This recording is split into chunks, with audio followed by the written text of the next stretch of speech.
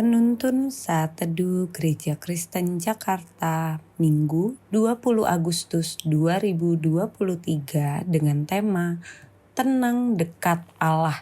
Firman Tuhan terambil dari Mazmur 62 ayat 1 sampai 13 berkata demikian.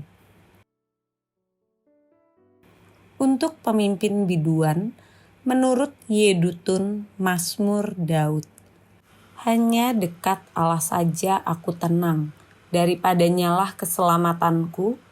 Hanya dialah gunung batuku dan keselamatanku, kota bentengku, aku tidak akan goyah. Berapa lamakah kamu hendak menyerbu seseorang, hendak meremukan dia, hai kamu sekalian, seperti terhadap dinding yang miring, terhadap tembok yang hendak roboh? Mereka hanya bermaksud menghempaskan dia dari kedudukannya yang tinggi. Mereka suka kepada dusta.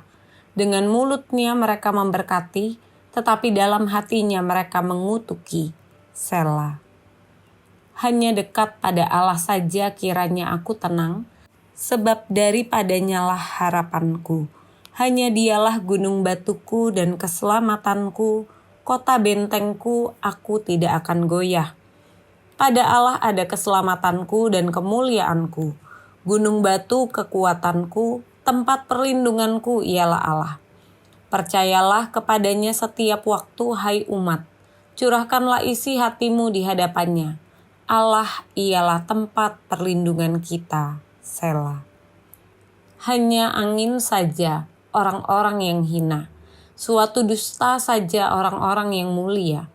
Pada neraca mereka naik ke atas, mereka sekalian lebih ringan daripada angin. Janganlah percaya kepada pemerasan, jangan menaruh harap yang sia-sia kepada perampasan. Apabila harta makin bertambah, janganlah hatimu melekat padanya. Satu kali Allah berfirman, dua hal yang aku dengar, bahwa kuasa dari Allah asalnya, dan daripadamu juga kasih setia. Ya Tuhan, sebab Engkau membalas setiap orang menurut perbuatannya. Manusia cenderung mencari jaminan untuk terbebas dari masalah finansial, kesehatan, perlindungan di hari tua, dan lain sebagainya, yang memberikan rasa keamanan dan ketenangan bagi diri mereka. Mereka bersedia membayar harga yang mahal untuk memperoleh jaminan tersebut. Bahkan, hal ini menjadi harapan dan tempat perlindungan dalam hidup mereka seperti harta kekayaan, asuransi jiwa, kesehatan, dan lain-lain.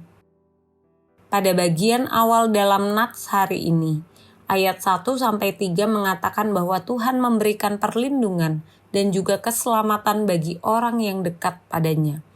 Pada bagian berikutnya ayat 4-5, menjelaskan akan kehadiran orang yang tidak suka dengan orang yang dekat dengan Allah. Seperti serigala berbulu domba. Perkataannya manis, mulutnya memberkati, tapi hatinya busuk.